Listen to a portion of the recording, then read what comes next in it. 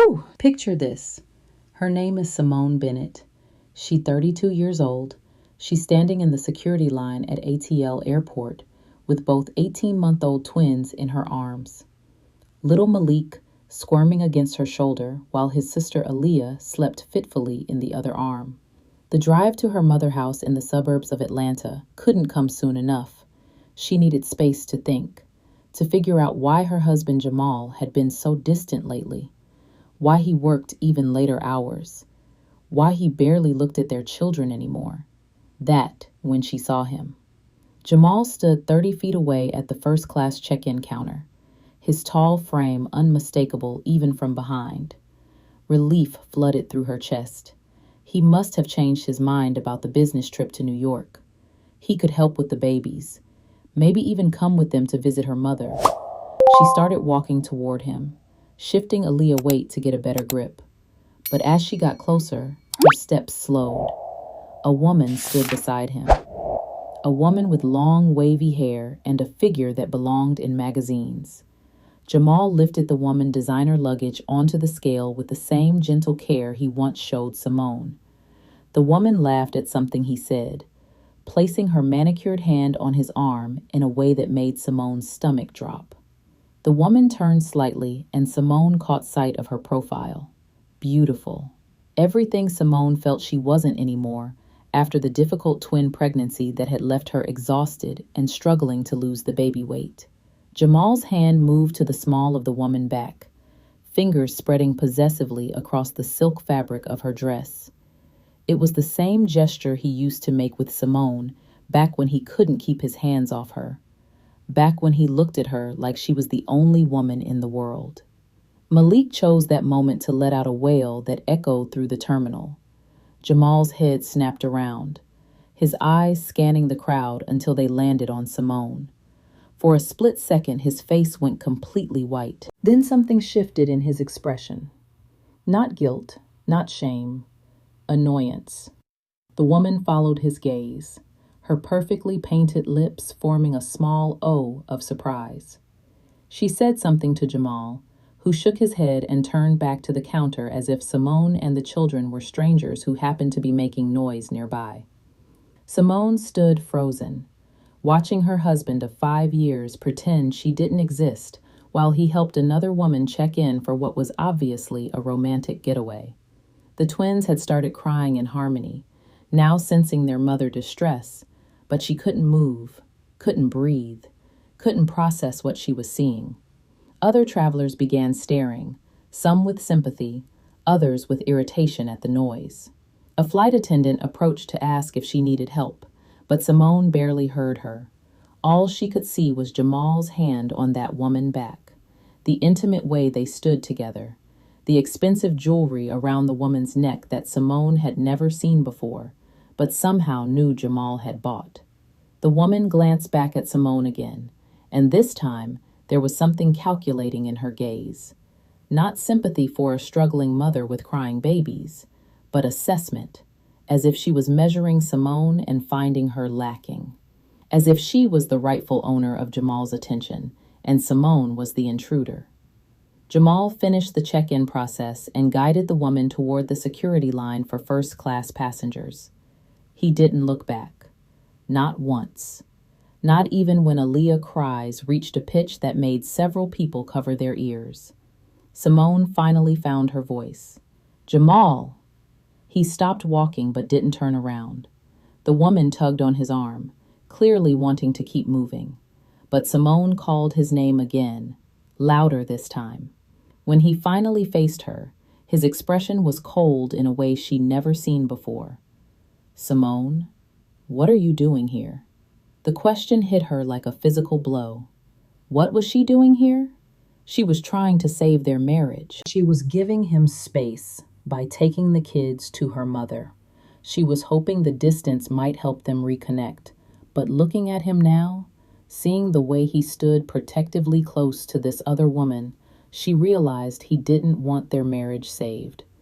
"I taking the children to see my mother," she managed to say, her voice shaking. "Remember, I told you yesterday, right?" He glanced at his watch.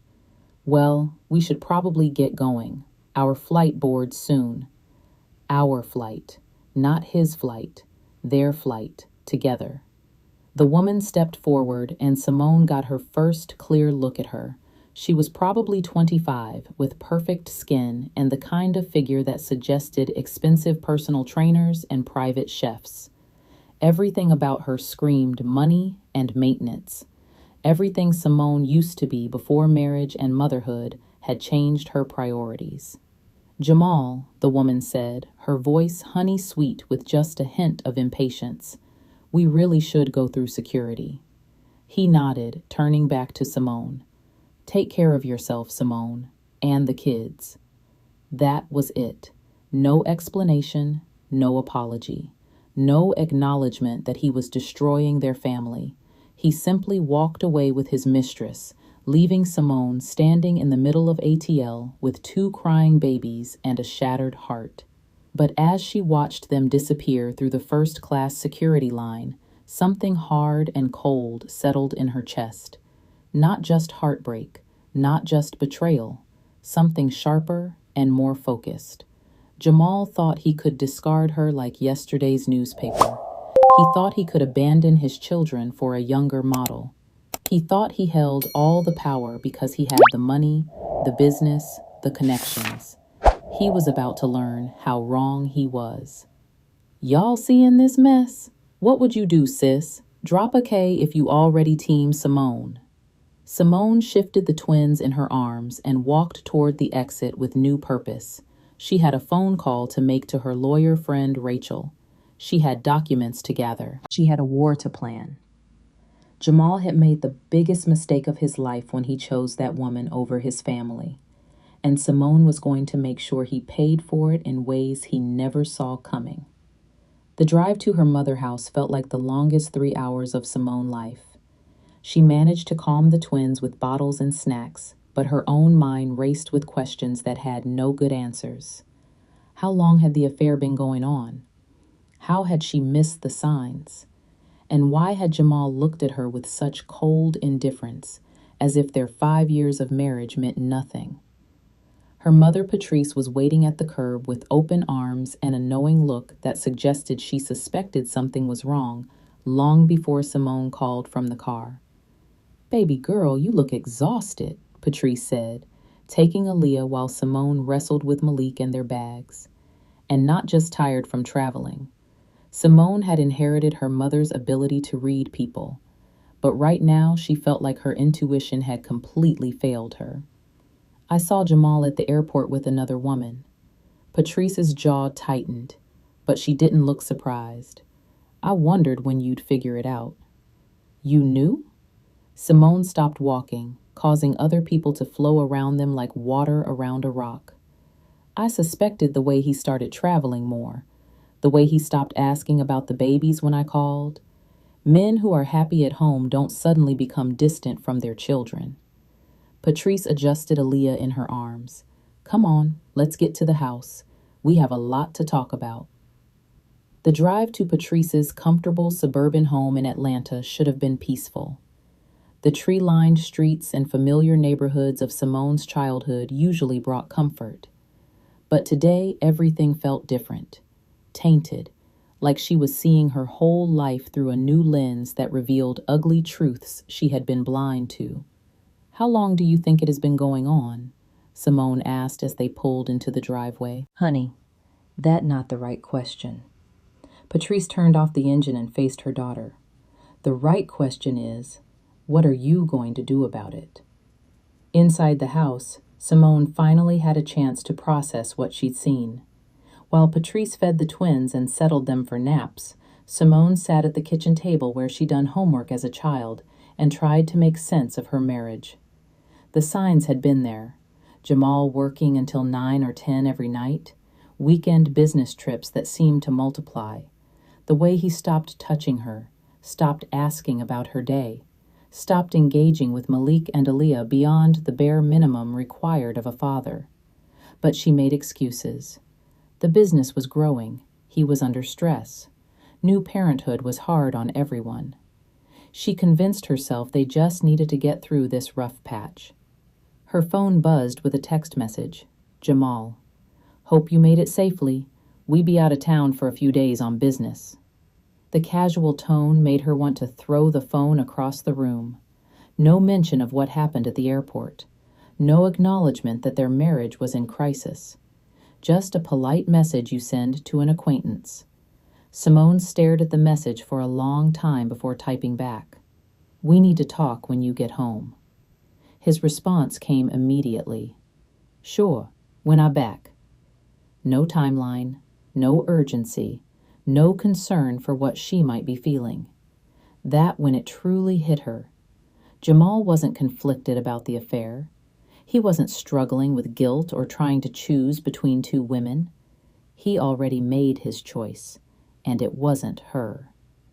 Patrice returned to the kitchen and poured 2 cups of coffee. Rachel Thompson called me back. She can see you tomorrow morning. Rachel Thompson, the divorce attorney I mentioned, used to work at that big firm downtown before she started her own practice. She got a reputation for protecting women's interests, especially when there are significant assets involved. Simone's hands shook as she lifted the coffee cup. I don't know if I'm ready for divorce attorneys. Baby, whether you ready or not, you need to protect yourself and those children.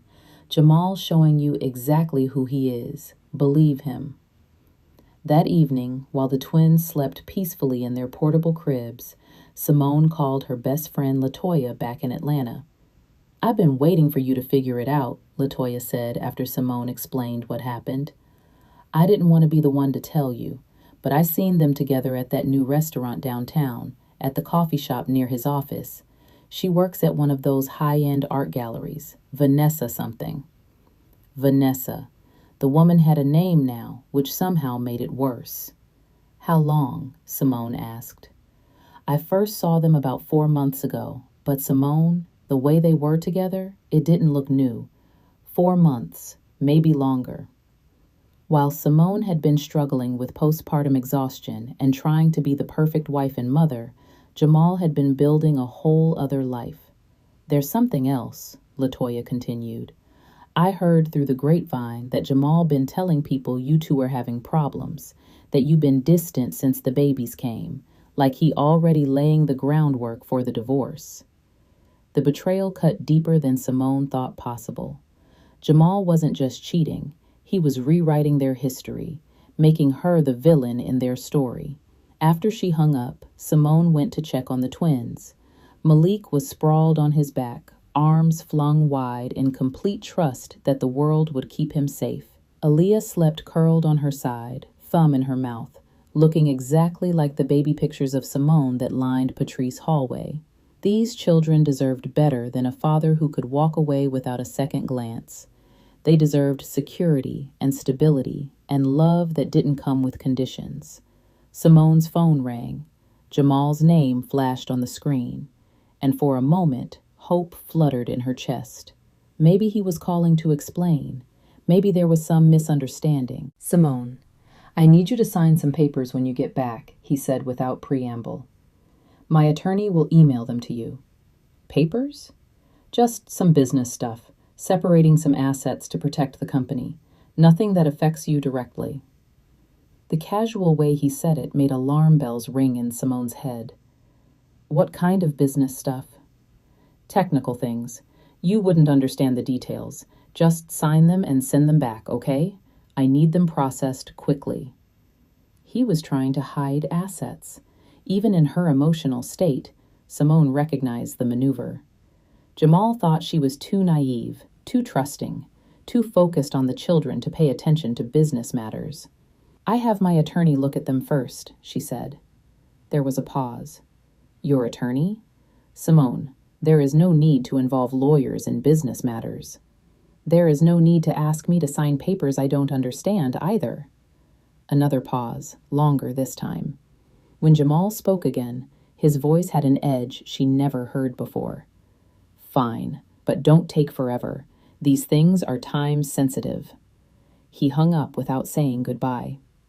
Simone stared at the phone, her last illusions about her marriage finally crumbling. Jamal wasn't just unfaithful. He was trying to cheat her financially, too. She walked back to the twins' room and stood watching them sleep. Tomorrow, she would meet with Rachel Thompson. Tomorrow, she would start learning exactly what her rights were and what Jamal was trying to take from her. But tonight, she grieved, not just for her marriage, but for the man she thought she married, for the father she thought her children had, for the life she thought they were building together. Jamal had made his choice at that airport. Now it was time for Simone to make hers. Whoo, chow. If this already got you heated, smash that like button and comment "period" below. Rachel Thompson Law Office occupied the 20th floor of a sleek downtown Atlanta building, and Simone felt underdressed in her jeans and simple blouse. As she rode the elevator up the next morning, Patrice had insisted on watching the twins, giving Simone her first child-free hours in months. Rachel herself was nothing like Simone had expected. Instead of the severe, power-suited woman she imagined, Rachel was warm and approachable, with graying hair pulled back in a practical ponytail and laugh lines around her eyes. "Patrice told me good things about you," Rachel said, gesturing for Simone to sit in one of the comfortable chairs facing her desk. "And she told me some not-so-good things about your husband." Simone had prepared herself to tell the whole story, but Rachel's direct approach made it easier. She explained everything: the airport scene, Jamal coldness, the mysterious papers he wanted her to sign, the affair that had apparently been going on for months. Rachel took notes on a legal pad, asking clarifying questions that revealed years of experience with similar cases. "The papers he wants you to sign," Rachel said when Simone finished. "Did his attorney email them yet?" Simone checked her phone. "Yes, they came in this morning. I printed them, but haven't looked at them yet. Good instinct not to sign them. Let's take a look." Rachel spread the documents across her desk, and even Simone could see they were extensive. Page after page of legal language that made her head spin. "This is what I was afraid of," Rachel said after several minutes of reading. Jamal trying to transfer majority ownership of his company to a trust that he controls exclusively. "If you sign this, you be giving up any claim to the business you helped him build." "I helped him build it?" "Simone, you've been married for 5 years. In Georgia, that business is community property. You own half of everything he accumulated during your marriage." Rachel looked up from the papers. These documents would sign away millions of dollars. The number hit Simone like a physical blow. Millions. "Jamal Company is worth approximately $8 million based on the financial statements I'm seeing here. There is also real estate, investment accounts, and other assets. Your half of the community property is probably worth close to $5 million. Simone stared at Rachel, unable to process the number. She'd known Jamal was successful, but she never paid attention to the exact figures. He handled all the finances, giving her a credit card and a household budget, but never discussing the bigger picture. "He trying to steal from me," Simone said, the reality finally sinking in. "That's exactly what he doing. And the fact that he pressuring you to sign quickly suggests he planning to file for divorce soon. He wants these assets protected before you have legal representation." Rachel pulled out another set of papers. "I did some research on your husband's business last night, Simone. There are some irregularities in his tax filings, possible fraud. If we investigate further, we might find that Jamal has bigger problems than just a messy divorce." The room seemed to spin around Simone. In 24 hours, her entire life had been turned upside down. Her marriage was over. Her husband was trying to cheat her out of millions. And now there was potential criminal activity. "What do I do?" she asked. "First, you don't sign anything. Second, we file for legal separation immediately to protect your interests. Third, we start gathering evidence of the affair and any financial misconduct." Rachel leaned forward. "Simone, I need to ask you something important. Do you want to try to save this marriage, or do you want to protect yourself and your children?" The question should have been harder to answer. A day ago, Simone would have said she wanted to save her marriage. But sitting in that office learning about Jamal's deception and manipulation, she felt something shift inside her chest. "I want to protect my children," she said firmly. "Good. Because based on what I'm seeing here, Jamal not interested in saving the marriage. He interested in ending it on his terms, with his assets intact and his reputation protected." Rachel walked Simone through the next steps. They would file for legal separation within the week. They would hire a forensic accountant to examine Jamal's business records. They would document everything about the affair, including the woman's identity and any money Jamal had spent on her. "One more thing," Rachel said as Simone prepared to leave. "Don't let Jamal know you hired an attorney yet. The longer he thinks you naive and compliant, the more evidence he might inadvertently give us." Simone left the law office feeling overwhelmed, but also strangely empowered. For the first time in months, she had a plan. She had someone fighting for her interests. Her phone rang as she waited for the elevator. Jamal again. "Did you get those papers?" he asked. "Yes, they are very complicated. I'm still reading through them." "Simone, they just standard business documents. My attorney says wives sign these kinds of things all the time to protect the company from liability issues." The lie rolled off his tongue so easily that Simone wondered how many other lies she believed over the years. "I want to understand what I'm signing," she said carefully. "There's nothing to understand. Just sign them and send them back today. I'm trying to close a big deal, and these papers are holding everything up." More pressure, more urgency. Exactly what Rachel had warned her about. "I'll get them back to you soon." "Today, Simone. I need them today." "Soon," she repeated and hung up. Her phone immediately rang again, but this time she didn't answer. Jamal called 3 more times during the drive back to her mother house, and each unanswered call felt like a small victory. Patrice was waiting with lunch and eager questions about the meeting. "Jamal been trying to steal from me," Simone said without preamble. "Millions of dollars, and there might be tax fraud involved." Patrice set down her coffee cup hard enough to rattle the saucer.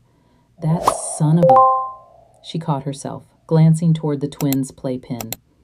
What Rachel plan? Simone explained everything while Patrice's expression grew grimmer. "You know what this means, don't you?" Patrice said when Simone finished. "This affair, these papers, the pressure to sign quickly, Jamal been planning this for months, maybe longer. He been systematically setting up your divorce to benefit himself." The calculation behind Jamal's actions was almost worse than the affair itself. At least infidelity could be explained by passion or midlife crisis. But this level of planning, this deliberate effort to impoverish his wife and children, revealed a coldness that chilled Simone to the bone. "The twins deserve better," Simone said, watching Malik try to feed Aaliyah a toy block while she giggled and pushed his hand away. "They do, and so do you." Patrice reached across the table and squeezed Simone's hand. "Your father and I went through our rough patches, but he never would have tried to leave me and the children with nothing. That's not what good men do." That afternoon, while the twins napped, Simone did something she hadn't done in years. She looked up Jamal's business online, researching his company and his recent deals in Atlanta. What she found made her stomach turn. Jamal's company had been accused of cutting corners on construction projects. There were lawsuits pending from clients who claimed shoddy workmanship, and buried in a Business Journal article, she found a quote from Jamal dismissing the complaints as nuisance suits from people trying to get rich quick. The man she married would never have spoken about legitimate customer complaints that way. The man she married had been passionate about quality and integrity in his work. But maybe she'd never really known that man at all. Maybe the Jamal she'd fallen in love with had been just as much a performance as the loving husband act he'd been putting on for months while carrying on his affair. Her phone buzzed with another text from Jamal. Still waiting for those papers. Getting frustrated. Simone deleted the message without responding. Let him be frustrated. He was about to learn what real frustration felt like when Rachel's legal filing hit his attorney desk.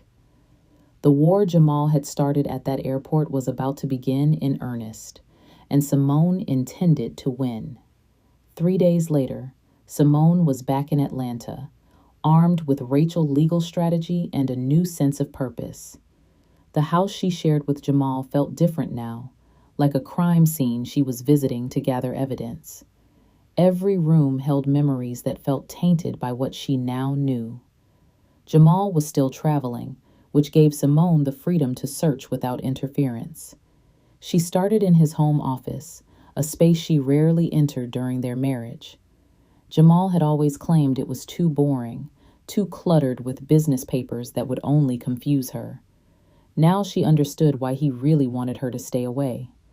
The filing cabinets were locked, but Simone found the key in the same hiding spot Jamal had used for years, taped under his desk drawer. Some habits never changed. What she found inside made her hands shake. Bank statements for accounts she never known existed. Credit card bills showing expensive purchases at jewelry stores, high-end restaurants, and luxury hotels.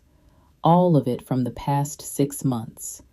All of it clearly not for Simone or the children. One receipt made her stomach lurch. A $5,000 necklace from Tiffany, purchased just 2 weeks after the twins' first birthday. While Simone had been celebrating their children's milestone with homemade cake and secondhand toys, Jamal had been buying expensive jewelry for his mistress. But the financial infidelity was just the beginning, deeper in the files. Simone found correspondence with offshore banks, account numbers in the Cayman Islands, investment records showing money being moved systematically out of the country. Jamal wasn't just hiding assets from their divorce. He was hiding them from the government. Simone photographed everything with her phone, following Rachel's instructions to document but not remove any evidence. The scope of Jamal's deception was breathtaking. He'd had been planning this for at least a year, maybe longer. Her phone rang, making her jump. Jamal's name flashed on the screen. "Where are my papers?" he demanded without greeting her. "I'm still reviewing them with my financial advisor," Simone said, using the cover story Rachel had suggested. "You don't have a financial advisor." "I do now. After what happened at the airport, I realized I need to better understand our finances." There was a long pause. When Jamal spoke again, his voice was dangerously quiet. "What exactly did you think happened at the airport?" Simone's heart pounded, but Rachel had coached her for this conversation. "I saw you with another woman, Jamal, carrying her bags, touching her like she was your girlfriend. I'm not stupid." "Vanessa is a business associate. We were traveling to the same conference." The lie came so easily that Simone almost admired his skill. If she hadn't seen them together, hadn't witnessed the intimacy between them, she might have believed it. "Business associates don't usually travel together to romantic conferences in New York," Simone said. Another pause. "You had me followed." "I didn't need to. Your credit card statements tell the whole story. The hotels, the restaurants, the jewelry. Should I keep going?" The silence stretched so long that Simone wondered if he hung up. "We need to talk," Jamal finally said. "Yes, we do. When will you be home?" "Tomorrow night. And Simone, don't do anything stupid while I'm gone." The threat was subtle but unmistakable. Jamal was warning her not to dig too deep, not to upset whatever plan he had in motion. After he hung up, Simone continued her search with renewed urgency. In Jamal's laptop bag, she found a burner phone she'd never seen before. When she turned it on, it was full of text messages between Jamal and Vanessa. The messages were intimate, explicit, and dated back 8 months. But more damaging were the ones discussing Simone and the children. She too focused on the babies to notice anything, Jamal had written. Perfect timing for us. Vanessa's response made Simone blood boil. Poor thing, probably thinks she still has a chance at happily ever after. Later messages revealed Jamal's timeline. He planned to file for divorce within the month after the asset transfers were complete. He already found an apartment for himself and Vanessa. They were discussing vacation plans and future business ventures as if Simone and the children were minor obstacles to be managed. The most damaging message was from just 3 days ago. My lawyer says if Simone signs the papers this week, we in the clear. She get the house and some support, but the real money stays with me. Simone screenshot every message, her anger building with each exchange. Jamal wasn't just cheating, he was actively plotting against her, discussing her like she was a business problem to be solved. That evening, after the twins were asleep, Simone called Rachel with her findings. Simone, this is incredible evidence, Rachel said after Simone described the offshore accounts and text messages. Jamal not just committing adultery and trying to hide assets. This looks like serious tax fraud. The IRS is going to be very interested in these Cayman Islands accounts. What does that mean for the divorce? It means we have significant leverage. Jamal facing potential criminal charges. The last thing he wants is this information becoming public record in a messy divorce trial. Rachel explained that they could use Jamal criminal exposure to negotiate a much better settlement. Instead of fighting for half of Jamal declared assets, they could demand full disclosure of his hidden wealth and a larger share to ensure the children's security. But there is something else we need to discuss, Rachel continued. Jamal is going to know you've been investigating when he realizes you have this information. Things might get ugly. What do you mean? Men like Jamal don't like losing control. When he realizes you not the naive, dependent wife he thought you were, he might get aggressive. Not physically, Rachel added quickly, but he might try to cut off your access to money, change locks, things like that. Simone looked around the house that had been her home for 3 years. Soon, it might not be her home anymore. "I'm stronger than he thinks," she said. "I believe that, but we need to move fast. I'm going to file our papers tomorrow morning before Jamal has a chance to implement whatever plan he's working on." After they hung up, Simone went to check on the twins one more time. Malik was sleeping with his arms around a stuffed elephant Jamal had bought him back when Jamal still pretended to care about being a father. Aaliyah clutched a small blanket, her face peaceful in sleep. These children would never know the man Simone had thought she married. They would grow up knowing the truth about their father, that he was someone who put money and his own desires above their welfare. But they would also grow up knowing their mother was strong enough to protect them, that she was smart enough to fight for their future, that love meant fighting for the people who mattered, not abandoning them for selfish pleasures. Simone's phone buzzed with a text from an unknown number. "Stop digging or you regret it." Her blood ran cold. Jamal was having her watched, or Vanessa was. The threat was clear, but instead of fear, Simone felt a surge of determination. Jamal had underestimated her completely. He thought she was weak, dependent, easily manipulated. Tomorrow, when Rachel's legal papers arrived at his attorney's office, Jamal would learn how wrong he'd been. The woman he discarded at that airport was about to become his worst nightmare, and Simone was going to enjoy every minute of watching his carefully constructed world collapse around him. The legal papers hit Jamal's attorney office at exactly 9 a.m. the next morning, and by 10 a.m., Simone's phone was ringing non-stop. She let every call go to voicemail, following Rachel's advice to let Jamal stew in his panic while she gathered more evidence. But first, she had a meeting that Jamal knew nothing about. Tyrone Richardson had been Jamal's business partner for 3 years before they had a falling out 18 months ago. According to the research Simone had done, Tyrone had left Jamal's company, citing ethical differences, and started his own construction firm in Atlanta. Jamal had always described Tyrone as jealous and bitter, but Simone was beginning to question everything Jamal had ever told her. She found Tyrone at a coffee shop near his new office, a tall man with graying temples and kind eyes that reminded her of her father. "I was wondering when you reached out," Tyrone said after they ordered coffee.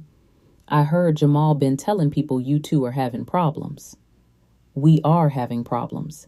He been having an affair, and I found out he been hiding money offshore." Tyrone's expression didn't show surprise, which told Simone everything she needed to know. "I'm not shocked," Tyrone said carefully. "Jamal changed a lot in the past few years. The man I went into business with wouldn't have done those things." "What happened between you two?" Tyrone stirred his coffee for a long moment before answering. Jamal started cutting corners, using cheaper materials, skipping safety inspections, overcharging clients. When I confronted him about it, he said I was being naive, that everyone in the business did it. "But you didn't believe that." "I didn't, and I was right." 3 of our former clients are now suing Jamal's company for construction defects. One of them is a family whose deck collapsed during their daughter's birthday party. Thank God no one was seriously hurt, but they could have been killed. Simone felt sick.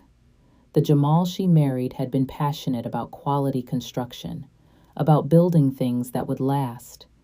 He talked about leaving a legacy of buildings that would still be standing in 50 years. "There's something else," Tyrone continued. "Jamal been using undocumented workers and paying them below minimum wage. When I found out about it, when I knew I had to leave the company." The picture of Jamal that was emerging was of a man Simone didn't recognize. Greedy, careless, exploitative. Someone who put profit above people's safety and well-being. "Tyrone, I need to ask you something," Simone said.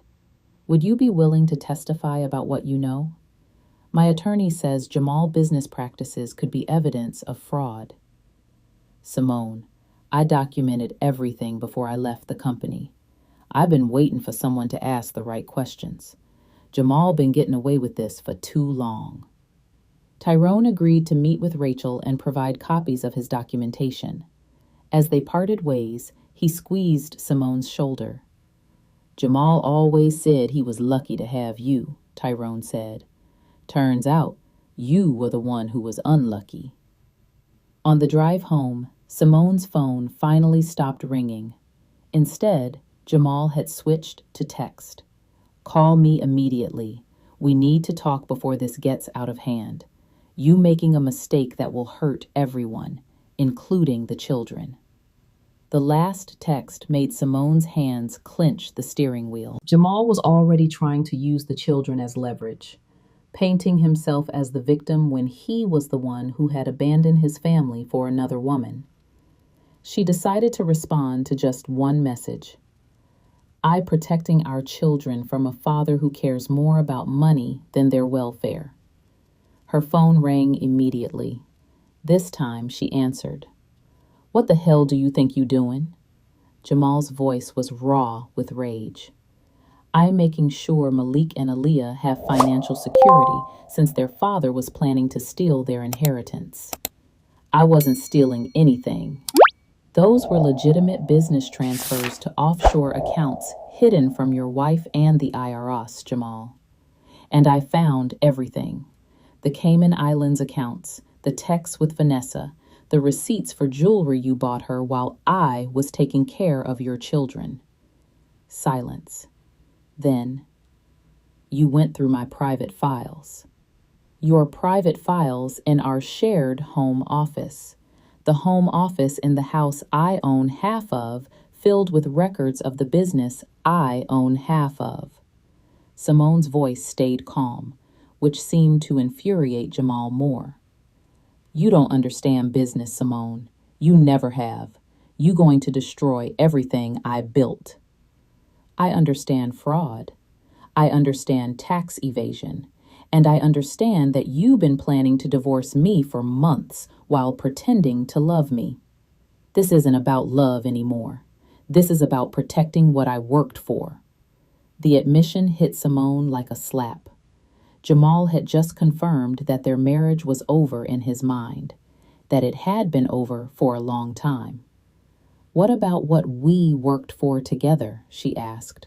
What about the children we supposed to protect together? The children will be fine. I'm not abandoning them. You already have. You chose Vanessa over them at that airport. You chose your hidden money over their future when you tried to get me to sign those papers. Jamal breathing was audible through the phone.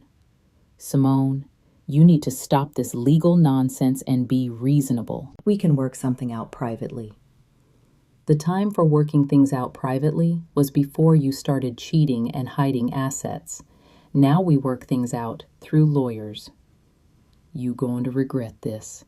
When this gets ugly, when it becomes public, when your children grow up knowing their mother destroyed their father's reputation, you going to wish you handled this quietly. Another threat. But this one revealed Jamal's biggest fear. Public exposure. He didn't want anyone to know about the affair, the tax fraud, the business corruption. His reputation meant everything to him.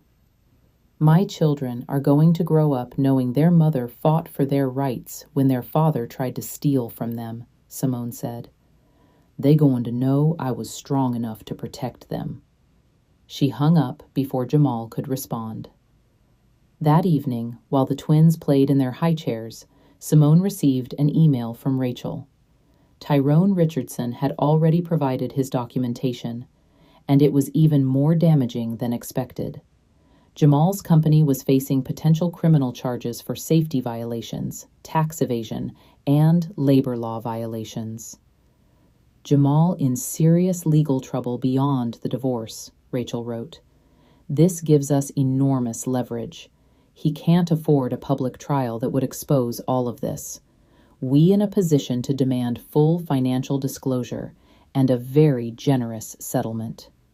Simone also found a message from an unexpected source. LaToya, her best friend, had been contacted by Vanessa. She wanted me to give you a message, LaToya text read. She says Jamal told her everything about the divorce, and she wants you to know she's not trying to break up your marriage.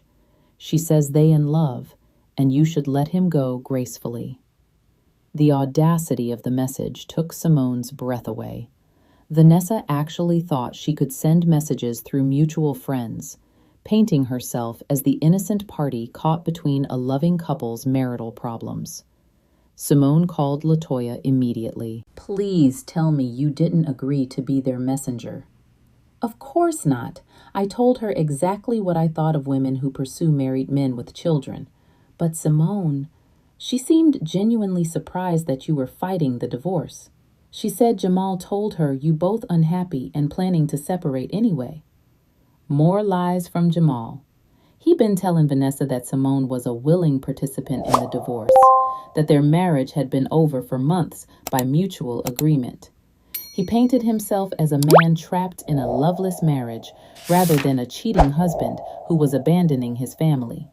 LaToya, I need you to do me a favor, Simone said.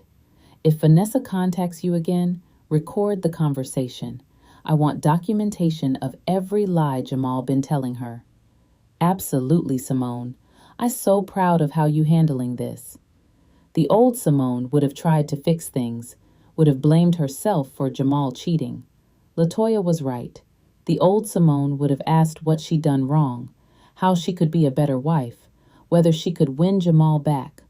But finding those text messages, discovering the offshore accounts, learning about Jamal's business corruption, it had shown her exactly who she really married to. The man she loved had never existed. Jamal had been playing a role, and now that he didn't need her anymore, he dropped the mask. That night, after the twins were asleep, Simone sat in the living room that had once felt like home and made a list of everything she wanted from the divorce. Full custody of the children with Jamal paying substantial child support, half of all marital assets including the hidden offshore accounts, spousal support that would allow her to rebuild her career, the house so the children could have stability, full college funds for Malik and Aaliyah. Most importantly, she wanted Jamal to face consequences for his crimes, the tax evasion, the business fraud, the exploitation of workers. All of it needed to be exposed. Jamal thought he could discard her like yesterday's newspaper and walk away with his fortune intact. He thought she was too weak, too dependent, too focused on the children to fight back effectively. Tomorrow, Rachel would present their demands to Jamal's attorney. The war Jamal had started was about to escalate, and Simone was ready for battle. She looked at the engagement ring still on her finger, a modest stone Jamal had bought when he was building his business, promising to upgrade it someday when he could afford something bigger. He never kept that promise. But now Simone understood why. He'd been saving his money for another woman's jewelry. Simone pulled off the ring and set it on the coffee table. Tomorrow, she would return it to Jamal along with Rachel's settlement demands. The naive, trusting wife Jamal had married was gone forever. In her place was a woman who knew exactly what she was worth and exactly what she was fighting for. And Jamal was about to discover that he underestimated her in the most expensive way possible. Rachel's settlement demands arrived at Jamal's attorney office on a Thursday morning, and by Friday afternoon, Simone had her answer. Jamal wanted to meet in person to discuss terms like civilized adults. "It a trap," Rachel warned during their phone call. "He wants to manipulate you face to face, make you feel guilty, convince you to accept less than you deserve." "I know," Simone replied, "but I want to see him try." They arranged to meet at a neutral location, a conference room Rachel had booked at a downtown Atlanta hotel. Jamal arrived with his attorney, a sharp-eyed woman named Evelyn Blackwood, who looked like she could eviscerate opponents with her briefcase. Jamal looked terrible. His usually perfect hair was disheveled, his expensive suit wrinkled, and there were dark circles under his eyes. Good, Simone thought. Let him suffer a little. "Simone," he said, attempting his old charming smile. "You look beautiful. Motherhood suits you." The compliment felt like an insult after everything she learned about him. "Let's get to business." Evelyn Blackwood spread papers across the conference table. "Mrs. Bennett, your demands are unreasonable. Half of the offshore accounts, full custody, spousal support for 10 years. Your husband is willing to be generous, but not to the point of financial ruin." "My husband committed tax fraud and hid marital assets," Simone replied calmly. "He lucky I not demanding criminal prosecution." Jamal leaned forward. "Simone, we had something beautiful together. We created 2 amazing children. Don't destroy that legacy because you angry about Vanessa." The manipulation was so transparent that Simone almost laughed. "I not angry about Vanessa, Jamal. I angry about you trying to steal from your own children." "I would never." "You already did." Simone pulled out her phone and showed him screenshots of his text messages. "Here, where you told Vanessa I too focused on the babies to notice anything. Here, where you discussed hiding assets from me. Here, where you called our children obstacles to your happiness." Jamal's face went white. Evelyn Blackwood looked furious that her client had been stupid enough to put incriminating statements in writing. "Those messages are taken out of context," Jamal said weakly. "Really? What context makes it okay to call your wife stupid and your children burdens?" Rachel placed a thick folder on the table. "Mr. Bennett, we have documentation of your tax evasion, your business fraud, and your systematic hiding of marital assets.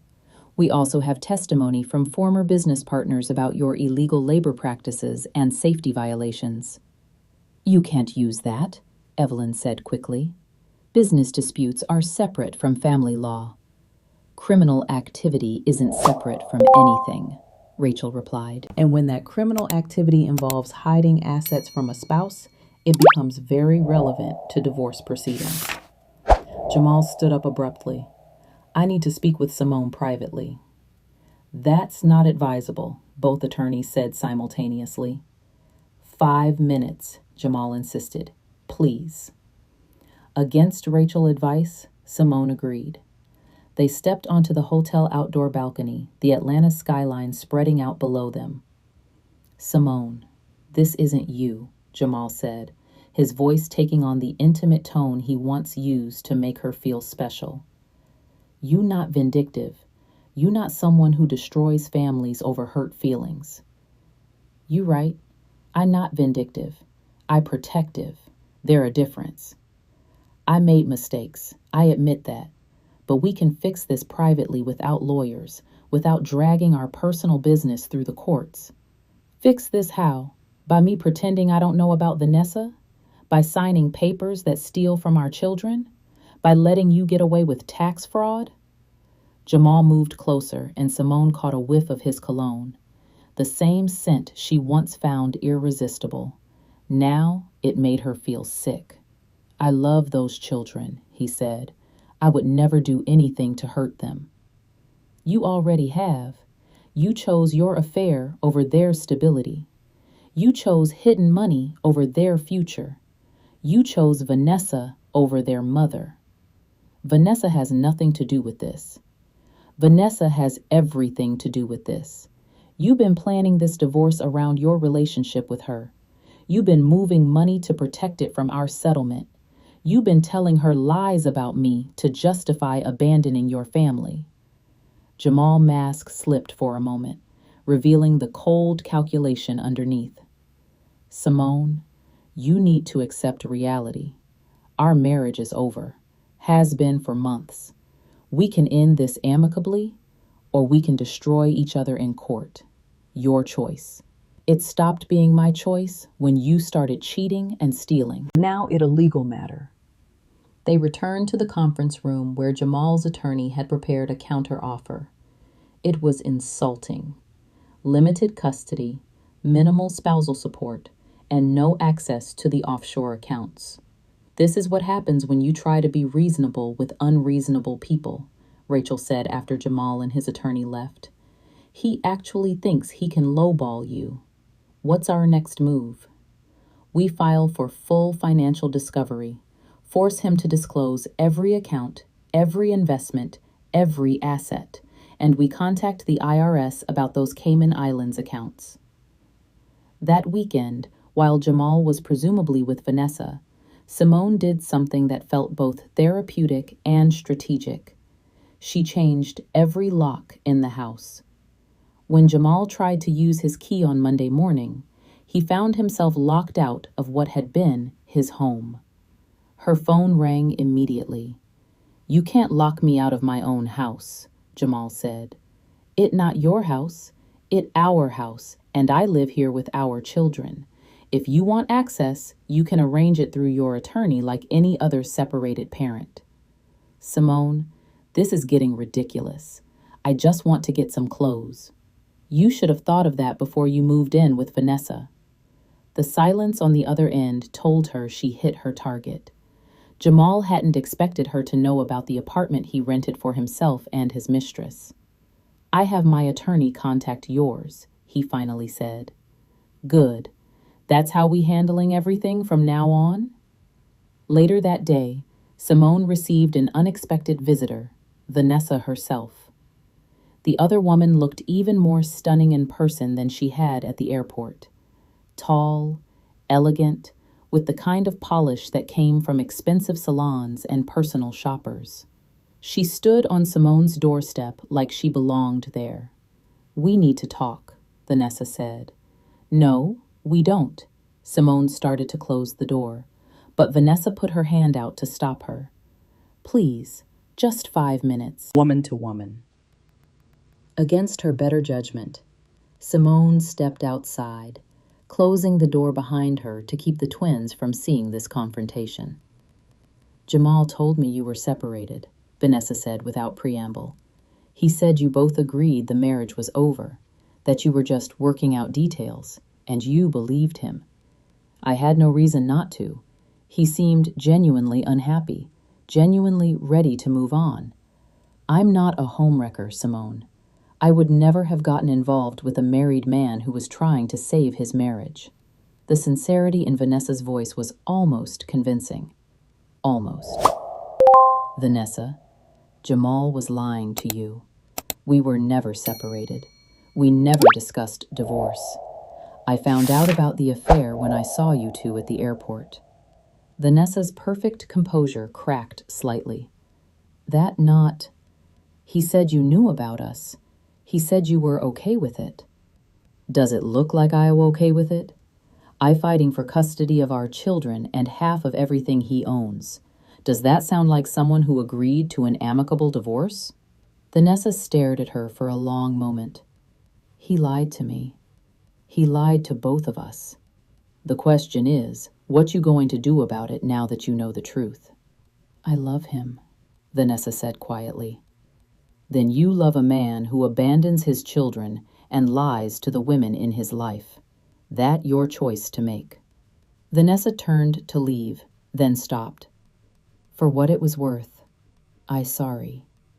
If I known he was lying about your marriage..." "You would have done what? Walked away?" Vanessa didn't answer, which was answer enough. After she left, Simone went inside and held her children a little tighter.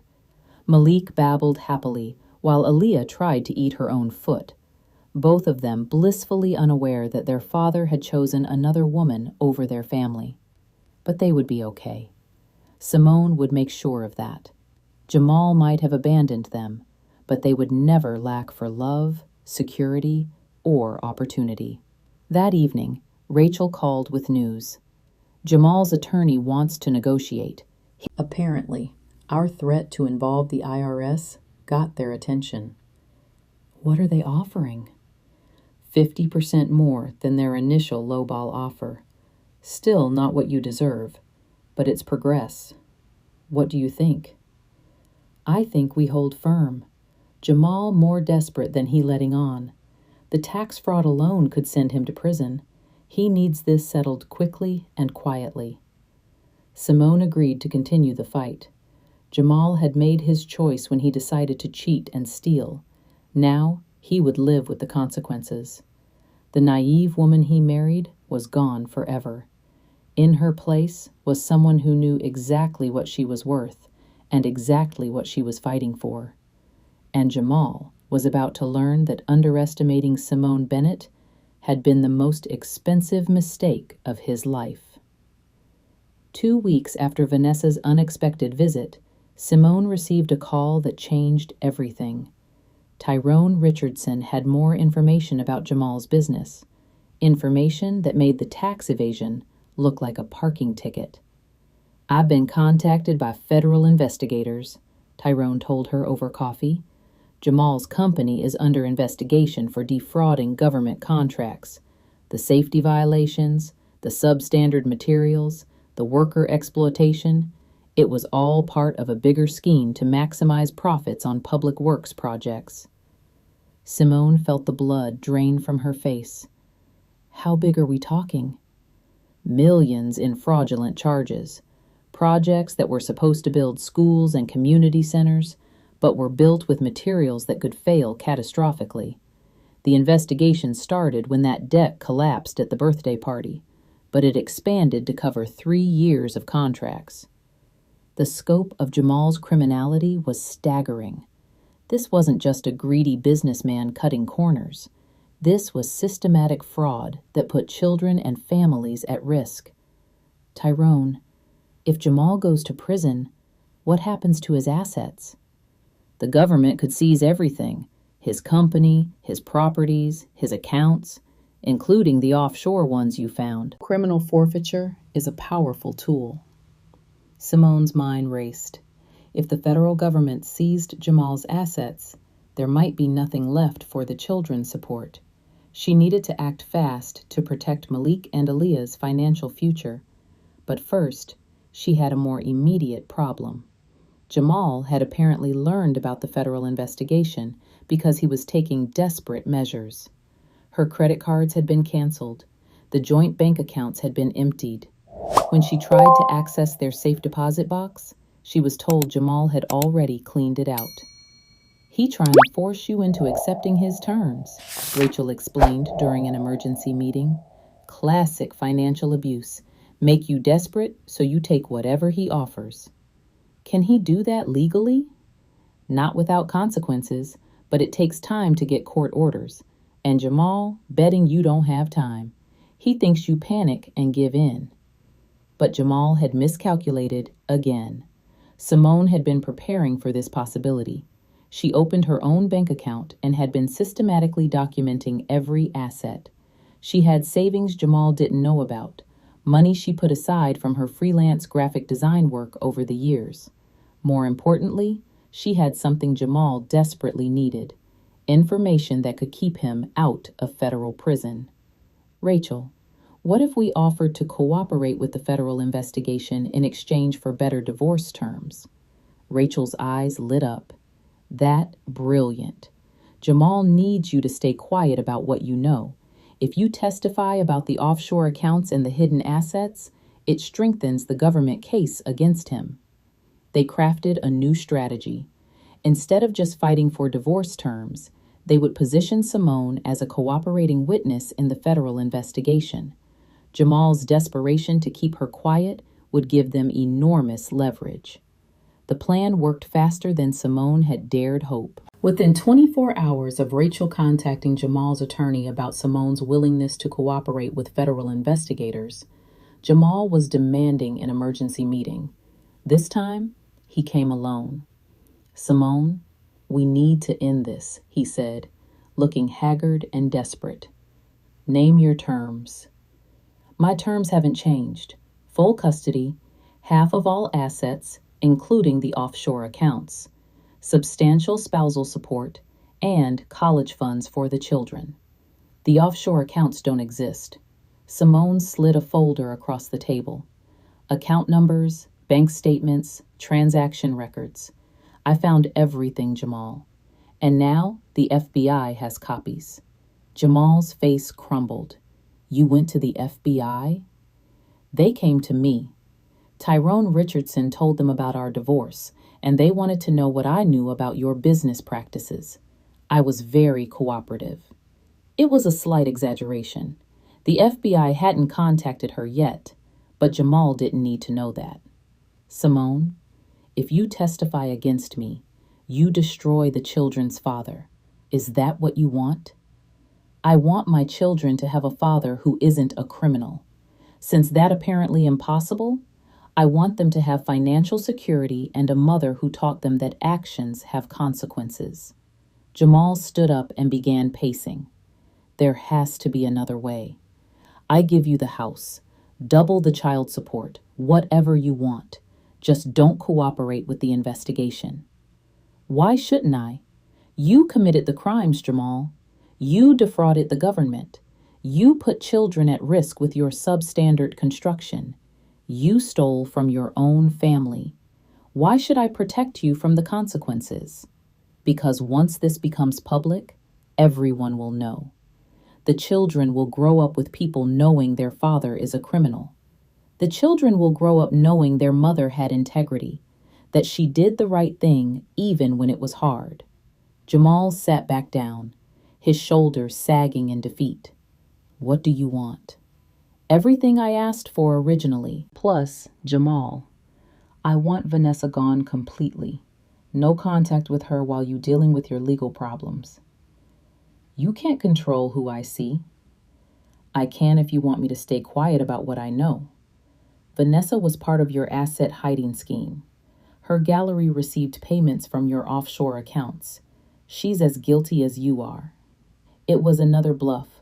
Simone had no evidence Vanessa was involved in the financial crimes, but Jamal's expression told her she guessed correctly. "How did you—" Jamal caught himself. "I told you I found everything. Bank records, payment transfers, email correspondence. Vanessa helped you hide assets, which makes her an accomplice to fraud." Jamal buried his head in his hands. "She didn't know it was illegal. I told her it was just international business transactions." "Then she be fine if she stays away from you in this investigation, unless you want her dragged into federal court as a co-conspirator." The threat worked. Jamal agreed to all of Simone's divorce terms in exchange for her discretion about Vanessa's involvement. Within a week, the settlement was finalized. Simone received full custody of the twins, half of all marital assets, including the offshore accounts, 5 years of substantial spousal support, and the family home. The children college funds were established and protected from any future legal judgments against Jamal. Most importantly, Simone had her freedom and her self-respect. Jamal still faced the federal investigation, but that was his problem now. He made his choices, and Simone was no longer responsible for protecting him from the consequences. On the day the divorce was finalized, Simone stood in the courthouse holding her settlement documents and felt something she hadn't experienced in months: genuine happiness. Jamal had thought he could discard her and steal from their children. He believed she was too weak and naive to fight back effectively. Instead, she outmaneuvered him at every turn. She protected her children's future, secured her own financial independence, and ensured that Jamal faced justice for his crimes. The man who carried another woman's bags at the airport while his wife held their twins had lost everything that truly mattered. And Simone had won more than money. She won her freedom, her dignity, and her future. The best revenge, she realized, wasn't just surviving Jamal's betrayal. It was thriving in spite of it. 6 months after the divorce was finalized, Simone's new life was taking shape beautifully. She launched her own graphic design business, working with clients who appreciated her creativity and attention to detail. The twins were thriving in their routine, and Simone had found peace in her independence. Then Rachel called with news that made everything even better. "Jamal been arrested," Rachel said without preamble. "Federal charges for contract fraud, tax evasion, and conspiracy. The investigation you helped with finally paid off." Simone felt a complex mix of emotions: relief that justice was being served, sadness that her children's father had chosen this path, and if she was honest, a small sense of satisfaction that Jamal was finally facing consequences for his actions. "What happens now?" she asked. "He looking at serious prison time, 5 to 10 years if he convicted on all charges. His assets are being seized by the government, except for what already been transferred to you and the children through the divorce settlement." It was a bitter irony. Jamal attempted to hide assets during their divorce, had actually protected the children's inheritance from government seizure.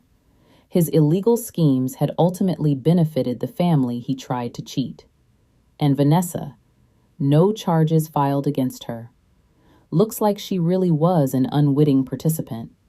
She cooperating with investigators and has cut all ties with Jamal. That evening, while the twins played in the living room of the house that was now truly theirs, Simone reflected on how dramatically her life had changed. A year ago, she had been a naive wife who trusted her husband completely. Now she was a successful businesswoman who learned to trust herself. Her phone rang. Jamal's name appeared on the screen, probably his one allowed call from jail. She almost didn't answer, but curiosity won. Simone. Jamal's voice was small, defeated. I need help. I'm not your wife anymore, Jamal. I'm not responsible for helping you. I know, but I ask it anyway. My lawyer says I need character witnesses for the sentencing hearing. People who can testify that I'm not the monster the prosecution is making me out to be. The request was so audacious that Simone almost laughed. You want me to be a character witness after you cheated on me, tried to steal from our children, and committed federal crimes? I still the father of your children. If I go to prison for 10 years, Malik and Aaliyah will grow up without a father. They've been growing up without a father since you chose Vanessa over them. At least now they're an official reason for your absence. Simone, please, I'm begging you. I know I made mistakes. Mistakes? Simone's voice rose. Jamal, you didn't make mistakes. You made choices. You chose to have an affair. You chose to hide money from your family. You chose to defraud the government. You chose to put children at risk with shoddy construction. Those weren't mistakes. They were decisions that revealed who you really are. I'm not a bad person. I just got caught up in trying to provide for my family. Don't you dare claim you did any of this for your family. You did it for yourself, for your ego, for your greed, for Vanessa. There was a long silence. When Jamal spoke again, his voice was broken. I lost everything. My company, my money, my freedom. Vanessa won't even take my calls. I have nothing left. You have what you chose, Jamal. You chose Vanessa over your wife. You chose money over integrity. You chose crime over honesty. You have exactly what you earned. What about the children? What am I supposed to tell them when they ask why Daddy isn't around? I tell them the truth, that their father made choices that hurt people. And sometimes, when adults make bad choices, they have to face consequences. It called accountability, something you never learned. Jamal started to cry, the sound pathetic and manipulative even through the phone. Please, Simone, I'm sorry. I'm so sorry for everything. If I could take it all back. But you can't. That's the point of consequences, Jamal. They permanent. Simone hung up and immediately blocked his number. She was done being manipulated by his self-pity. 2 weeks later, Jamal was sentenced to 8 years in federal prison.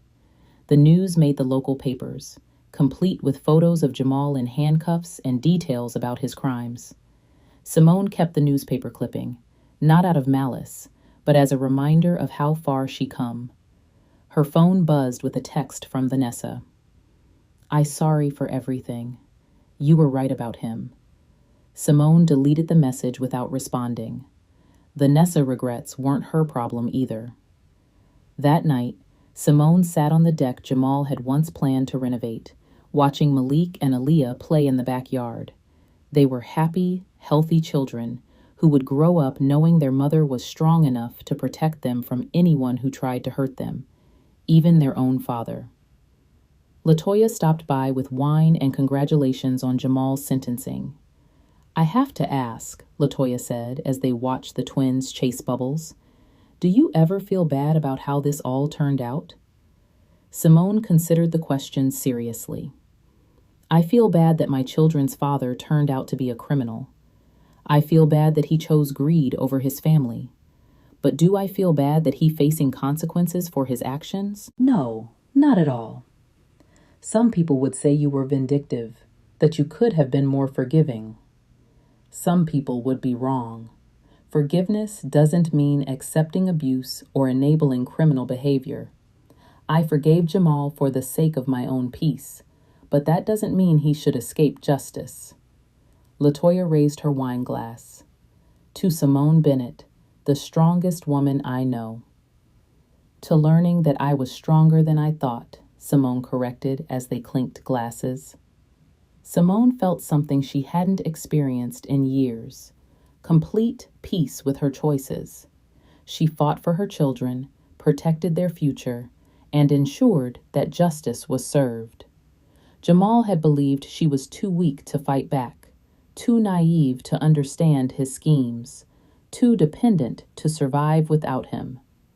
He had been spectacularly wrong on all counts. The woman he discarded at that airport had turned out to be his worst nightmare and his children's greatest protector. And that woman was just getting started. 2 years had passed since Jamal's sentencing, and Simone's life had transformed beyond recognition. Her graphic design business was thriving with a team of 5 employees and clients ranging from local nonprofits to national corporations in Atlanta. The twins, now 3.5, were bright, confident children who knew they were loved unconditionally. Most importantly, Simone had built a life based on her own values and choices, not someone else's manipulation or control. She was reviewing quarterly profit reports when her assistant knocked on her office door. "There's a woman here to see you," Janet said. "Says her name is Evelyn Blackwood, and it's about Jamal." Simone's blood ran cold. Evelyn Blackwood had been Jamal's divorce attorney, the sharp-eyed woman who tried to intimidate Simone into accepting an inadequate settlement. What could she possibly want now? "Send her in," Simone said, steeling herself for whatever manipulation was coming. Evelyn entered, looking very different from the polished attorney Simone remembered. Her expensive suit was replaced by simple business attire, and her aggressive demeanor had been replaced by something that looked almost like humility. "Mrs. Bennett, thank you for seeing me," Evelyn said, taking the chair Simone gestured to. "I have something I need to tell you, and I'm not sure you're going to like it." "I listening." "Jamal been writing to me from prison. Not for legal advice. Our attorney-client relationship ended when he couldn't pay my fees. He been writing letters about you and the children." Simone's hands clenched involuntarily. "What kind of letters?" "Obsessive ones. He talks about how you destroyed his life, how you turned his children against him, how he going to make things right when he gets out. Mrs. Bennett, I concerned about your safety." The words hit Simone like ice water. "Are you saying Jamal threatening me?" "Not explicitly, but the tone of his letters. Jamal doesn't take responsibility for anything that happened. In his mind, you the villain who ruined his perfect life.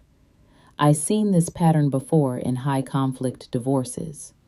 The narcissistic personality often fixates on the ex-spouse as the source of all their problems."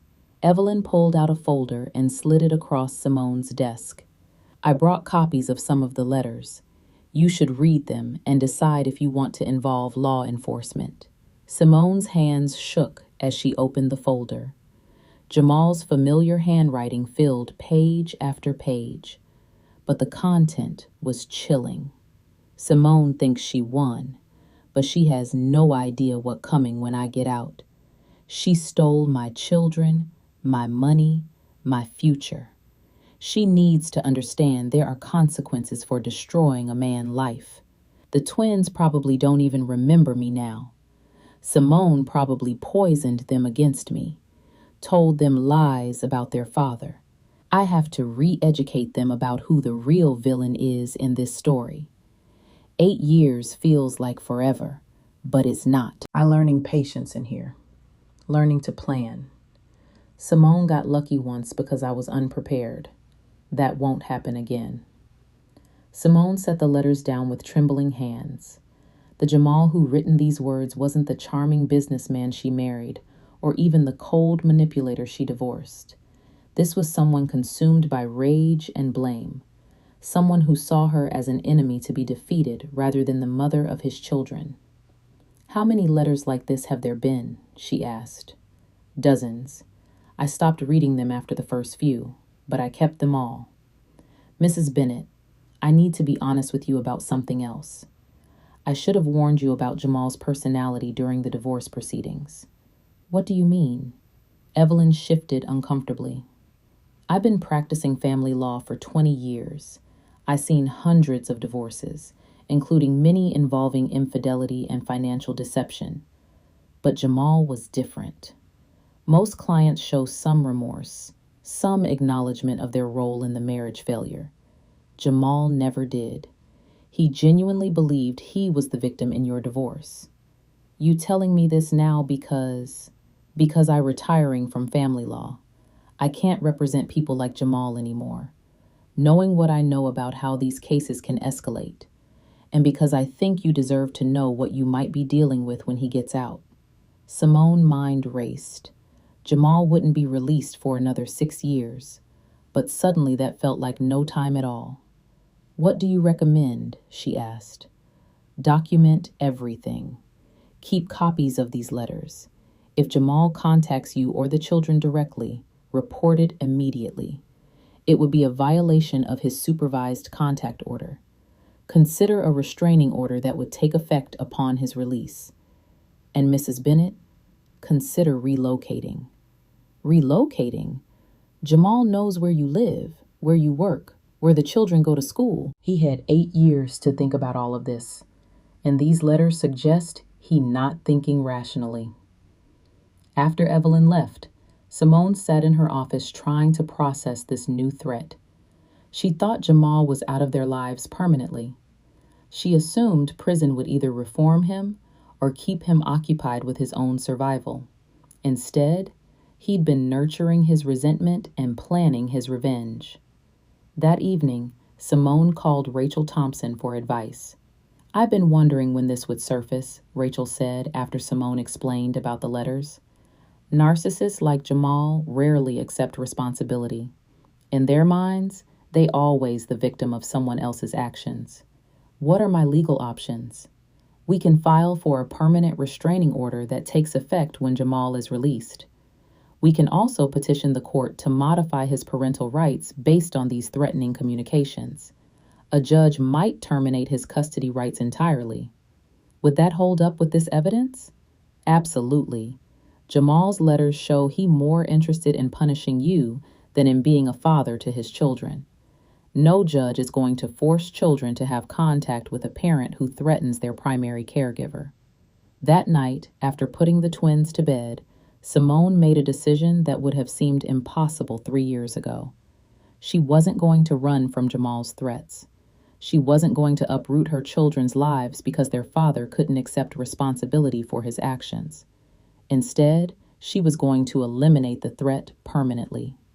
Simone called Tyrone Richardson, who had become a trusted friend since testifying against Jamal. Tyrone, I need your help with something, she said. Jamal been writing threatening letters from prison. I want to make sure he can never hurt me or the children when he gets out. What you have in mind? I want to ensure his parental rights are terminated. I want restraining orders. And Tyrone? I want him to know that if he comes anywhere near us, he faces consequences worse than prison. Simone, you can't threaten him. That would make you the criminal. I'm not talking about threats. I'm talking about documentation, legal protection, and making sure everyone who matters knows exactly what kind of man Jamal really is. Over the next month, Simone built an impenetrable legal wall around herself and the children. The restraining order was granted based on Jamal's letters. His parental rights were terminated due to his criminal convictions and threatening behavior. Most importantly, Simone ensured that Jamal's probation officer would be aware of his fixation on his ex-wife and children. But Simone's masterstroke was something Jamal would never see coming. She kept in touch with some of Jamal's former employees, people who lost their jobs when his company was shut down. Many of them had families, mortgages, and financial obligations that Jamal's crimes had jeopardized. Simone organized them. When Jamal gets out of prison, she told the group gathered in her conference room, he going to try to rebuild his life. He might try to start a new company, find new investors, work on new projects. But everyone in this industry should know what kind of man they be dealing with. She created a comprehensive dossier of Jamal's crimes, his threatening letters, his abandonment of his children, and his treatment of employees. When Jamal was released, this information would be shared with every construction company, every potential investor, every professional organization in their industry in Atlanta. Jamal won't just be an ex-con looking for work. He will be a known quantity, someone whose character and business practices are thoroughly documented. The best part, Tyrone said after reviewing Simone's plan, is that it all true. You not defaming him or spreading lies. You just making sure people have accurate information about who they dealing with. 3 months later, Simone received word that Jamal had been transferred to a minimum security facility, a sign that his release was getting closer. But instead of fear, she felt calm confidence. Jamal had spent years in prison nurturing his anger and planning his revenge. But Simone had spent those same years building something much more powerful, a life where Jamal was irrelevant. She had a successful business, financial independence, beautiful children, and a network of people who respected and supported her. She had legal protections, professional allies, and the knowledge that she'd done everything possible to keep her family safe. Most importantly, she learned that she was strong enough to handle whatever Jamal might throw at her. The woman who'd been devastated by his betrayal at the airport no longer existed. In her place was someone who knew her own worth and wouldn't be intimidated by a bitter ex-husband's delusions of revenge. Jamal thought he was planning a comeback. What he didn't realize was that he was already defeated. He lost his children, his reputation, his fortune, and his freedom. And when he was finally released, he discovered that he also lost any power to hurt the woman he blamed for his downfall. Simone had won this war before Jamal even realized it was over. 5 years after Jamal's sentencing, on a bright Saturday morning in spring, Simone stood in her kitchen making pancakes for Malik and Aaliyah, now 8 years old and full of energy. The twins had no memory of their father. He was just a name on legal documents and an explanation for why some of their friends had dads who lived at home. "Mom, when Uncle Tyrone and Aunt Lisa coming over?" Aaliyah asked, bouncing in her chair. "Soon, sweetheart. They bringing the twins' cousins to play." Tyrone Richardson had become more than a business partner and friend. Over the past 2 years, he become family. His relationship with Simone had grown slowly, built on mutual respect and shared values rather than passion and promises.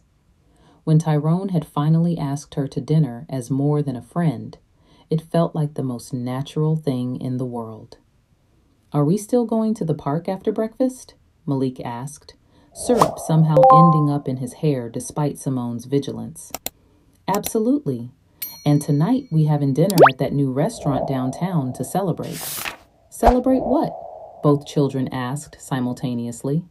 Simone smiled, touching the small diamond ring on her left hand. "Tyrone asked me to marry him, and I said yes." The twins erupted in cheers, climbing out of their chairs to hug her. They adored Tyrone, who treated them like his own children and had never tried to replace the father they never really known. "Does this mean Tyrone will really be our dad?" Aaliyah asked. "If you want him to be. Tyrone would like to adopt you both officially, so you have the same last name and everything." "Richardson sounds cool," Malik declared. "Can we tell him yes when he gets here?" Simone laughed, feeling a happiness so complete it still surprised her sometimes. "We can tell him together." As if summoned by their conversation, Tyrone's truck pulled into the driveway. The twins ran to the window, waving excitedly as Tyrone and his sister Lisa emerged with her own children. Tyrone entered the kitchen with the easy confidence of a man who belonged there, kissing Simone on the cheek and ruffling both twins' hair. "Did you tell them?" he asked quietly. "I told them about the engagement. They want to know if they can call you Dad officially." Tyrone's face lit up. Nothing would make me happier. It was a perfect morning, full of laughter and family and plans for the future. So perfect that Simone almost didn't notice her phone buzzing with an unknown number. Almost. Simone Bennett. The voice was unfamiliar. Official. "Yes?" "This is Officer Martinez with the Atlanta Police Department. I'm calling about Jamal Bennett." Simone's blood turned to ice. She stepped onto the patio away from the children hearing. "What about him?" "He was released from federal prison yesterday. His probation officer tried to contact him this morning for his mandatory check-in, but he didn't show up. We required to notify you because of the restraining order on file." Simone's hand tightened on the phone. "Do you know where he is?" "No, ma'am. But we wanted you to be aware. If he contacts you or comes near your residence, call 911 immediately." After hanging up, Simone stood on her patio trying to process this development. Jamal was free, and his first act had been to violate the terms of his probation. That meant he was already breaking the law again, already choosing to prioritize his own agenda over legal requirements. Tyrone appeared beside her. "Everything okay?" Jamal was released yesterday. He already violated probation by not checking in with his officer. Tyrone's expression hardened. "Do you want me to call the security company? Have them increase monitoring on the house?" "Yes. And Tyrone, I want to tell the children what's happening. Age appropriately, but they should know." They gathered the kids in the living room while Lisa took her children outside to play. "Remember how we talked about how some adults make bad choices and have to face consequences?" Simone began. Both twins nodded solemnly. "Your biological father is out of prison now, but he already made another bad choice by not following the rules he was supposed to follow." "Is he going to try to hurt us?" Aaliyah asked with the directness only children possessed. "I don't think so," Simone said honestly.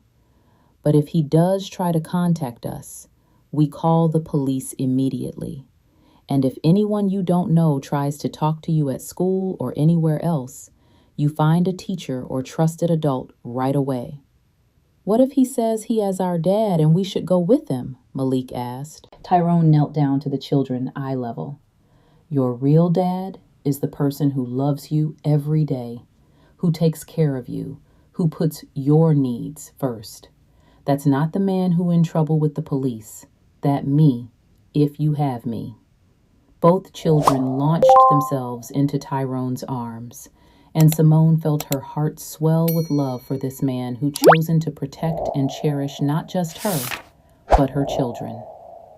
3 days passed without incident. Simone went to work, the children went to school, and life continued normally. The security system Tyrone had installed provided peace of mind, and the police patrols in their neighborhood had been increased. On Thursday evening, as Simone was helping Aaliyah with homework while Malik built elaborate Lego structures, her phone rang. Jamal's name appeared on the screen. Simone's first instinct was to ignore the call, but then she remembered Rachel's advice: document everything. She answered, but immediately put the call on speaker so Tyrone could witness whatever Jamal might say. "Hello, Jamal," she said calmly. "Simone." Jamal's voice was different than she remembered, harder, with an edge that made her skin crawl. "We need to talk." "No, we don't. You violating the restraining order by calling me." "I violating a lot of things, Simone. Might as well add another one to the list." The casual way he admitted to breaking the law sent chills down Simone's spine. Jamal, where are you?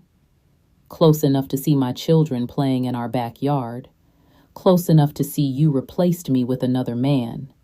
Close enough to remind you that some debts never get paid in full. Tyrone was already on his phone with 911, speaking in low, urgent tones. Jamal, I need you to listen carefully, Simone said, fighting to keep her voice steady. If you come near this house, if you try to contact the children, if you do anything to threaten this family, you will go back to prison for the rest of your life. Prison doesn't scare me anymore, Simone. I got nothing left to lose thanks to you. You lost everything because of your own choices. I just refuse to be destroyed along with you. My children don't even know who I am, Jamal continued, his voice rising. You poisoned them against me, stolen years of their lives from me. Your children don't know you because you abandoned them for another woman and then went to prison for being a criminal. Those were your choices, not mine. I am their father, Jamal shouted. I have rights. You had rights. You gave them up when you chose crime over your family. The courts have terminated your parental rights permanently. The silence on the other end was more frightening than Jamal's shouting had been. Jamal, Simone said. You think you won? He said finally, his voice deadly quiet.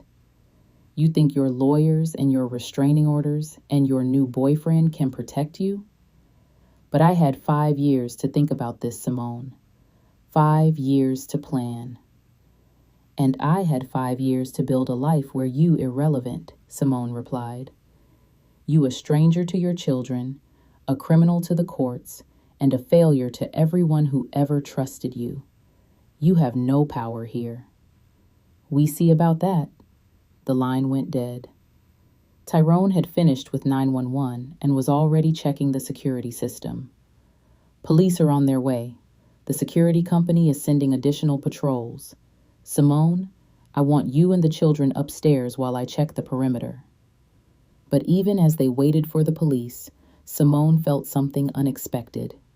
Not fear, but pity. Jamal had spent 5 years in prison, nurturing his anger instead of addressing his problems.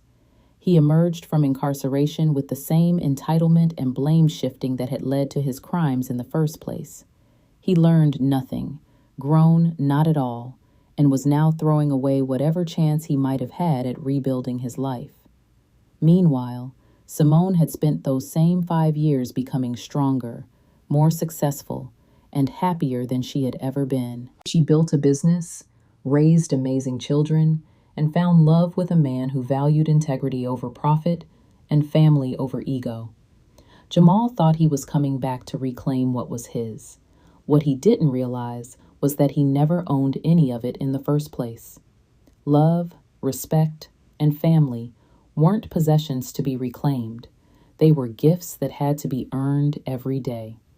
And Jamal had stopped earning them long before he walked away with Vanessa at that airport.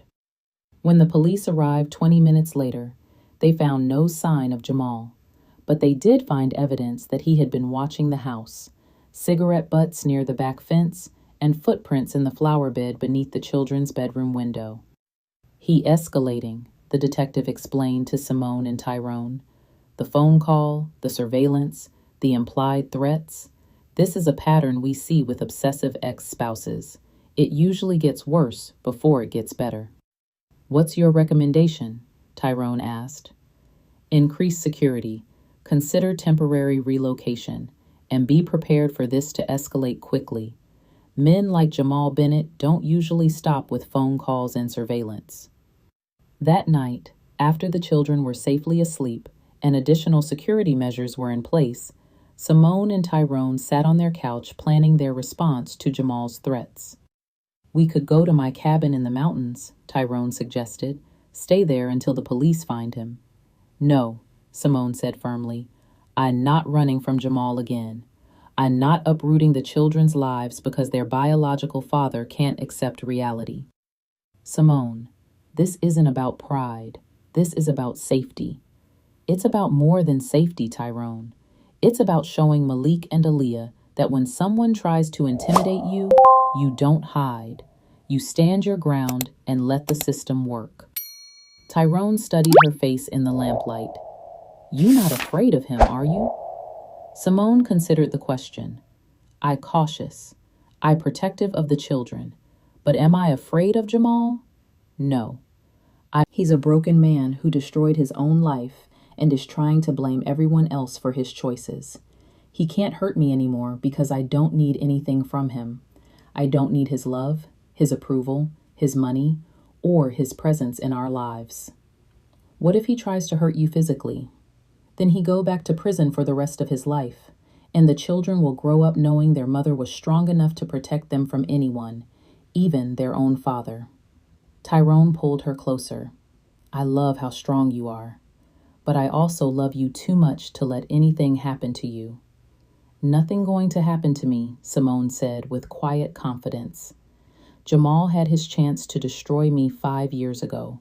He failed then, and he failed now. The difference is that this time I know exactly who I am and what I'm capable of. As if to prove her point, Simone's phone buzzed with a message from her business manager. Another major client had signed on, bringing her company annual revenue to over $2 million. While Jamal was hiding in the shadows and making threatening phone calls, Simone was building an empire. While he was breaking the law and burning bridges, she was creating a legacy of strength and success for her children. Jamal thought this was his comeback story. What he didn't realize was that it was actually Simone's victory lap.